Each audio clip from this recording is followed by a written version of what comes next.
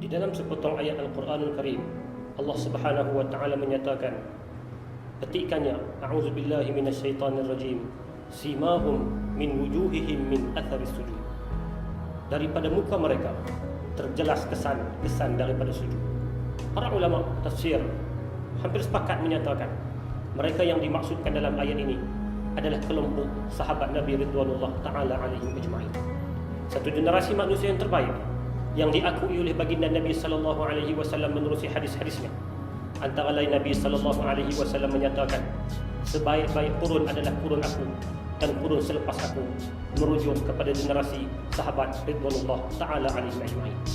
Di kalangan sahabat ada mereka yang lebih awal menerima Islam dan ada mereka yang terkemudian menerima Islam.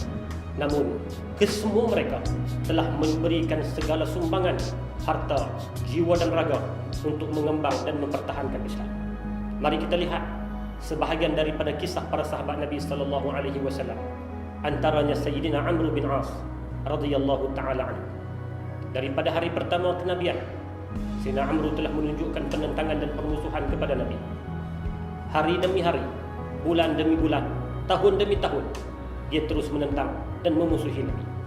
Sehinggalah berlakunya peristiwa sulh Hudaybiyah pada tahun ke-6 daripada hijrah Nabi sallallahu alaihi wasallam. Ketika itulah baru tersedar dalam diri Amr bin As untuk datang menemui Nabi dan menyatakan kesediaannya untuk beriman. Ketika datang di hadapan Nabi sallallahu alaihi wasallam, Amr bin As telah berkata kepada baginda Rasul, "Ya Rasulullah, ashtarit." Wahai Nabi sallallahu alaihi wasallam, aku nak meletakkan syarat untuk aku masuk Islam. Kata Nabi, "Maza? Apakah syarat yang engkau nak kemukakan?" Kata Amr bin As, "Aku memohon daripada engkau supaya diampunkan segala kesalahan aku sepanjang aku menentang dan memusuhi kamu." Kata Nabi sallallahu alaihi wasallam, "Tidakkah kamu tahu wahai Amr bahawa Islam ini akan menghapuskan segala kesalahan yang telah lalu, dan dengan taubat dia akan memadamkan segala kesilapan yang telah engkau lakukan."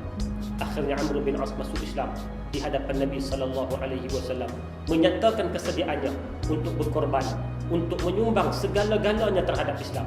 Dan itu terbukti apabila seringkali dihantar oleh baginda Rasul sebagai ketua kepada misi-misi perang dalam mengembang dan mempertahankan Islam. Sehinggalah pada zaman Abu Bakr As-Siddiq, pada zaman Umar bin Khattab, Amr bin As berada pada hierarki penting kepimpinan tentera untuk membuka kota-kota Islam, sehingga Islam itu tersebar ke serata dunia, termasuklah tempat yang paling hebat dibuka oleh Amr bin As, iaitulah negeri Mesir. Sidang penonton yang dikasihi sekalian, apabila kita melihat kepada perjalanan, pengorbanan, kesumbangan yang diberikan oleh para sahabat ridwanullah taala alaihim ajma'in, maka kita dapati terpampar di dahi-dahi mereka itu keikhlasan, kesan daripada sujud dan kesan daripada perjuangan yang mereka kemukakan tanpa mengharapkan sebarang timbal balas. Begitu jugalah sebagai contoh tentang seorang sahabat Nabi sallallahu alaihi wasallam yang bernama Suhaib bin Sinan. Seorang hamba, seorang yang diperdagang dan diperjualkan di Mekah, akhirnya menerima Islam. Sebahagian riwayat menyatakan dia memeluk Islam pada hari yang sama dengan Ammar bin Yasir radhiyallahu taala anhum ajma'in. Apabila dia memeluk Islam, dia memberikan segala sumbangannya, walaupun kedudukannya sebagai hamba, tetapi oleh kerana Islam tidak pernah membezakan manusia itu dengan pangkat keturunan, warna kulit, kedudukan dan sebagainya, maka Suhaib bin Sinan Ar-Rumi ini dia berikan satu kedudukan yang penting, sehinggalah ketika mana beliau berhijrah, musyrikin Mekah menyekat beliau dan menyatakan kepada Suhaib, "Wahai Suhaib, ketika kamu datang ke Mekah, kamu dalam keadaan bapa kedana. Hari ini kamu nak meninggalkan Mekah dengan membawa harta, kami tak akan izinkan." Akhirnya Suhaib menyatakan, "Mahukah kamu kalau aku berikan harta ini kepada kamu, tetapi biarkan aku untuk berhijrah ke Yathrib untuk duduk bersama dengan Nabi sallallahu alaihi wasallam?" Musyrikin menerima tawaran daripada Suhaib, dan apabila berita ini sampai kepada Nabi sallallahu alaihi wasallam, Nabi menyatakan, "Rabiha Suhaib, beruntunglah Suhaib, beruntunglah Suhaib, beruntunglah Suhaib." Tidak lama kemudian turunlah ayat Al-Quranul Karim dalam surah Al-Baqarah yang memuji yang menyatakan kehebatan Sayyidina Suhaib bin Sinan ini. Allah Subhanahu wa taala berfirman, "Wa minan nasi man yashtari nafsahu ibtigha'a mardatillah." Sebahagian daripada manusia ada mereka yang menjual diri mereka untuk mendapatkan keredaan Allah Subhanahu wa taala.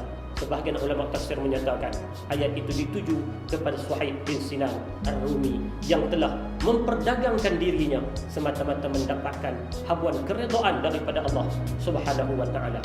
Demikianlah Al-Quran sama sekali tidak pernah berdusta ketika menyatakan ayat simahum fi wujuhihim min atharis sujud.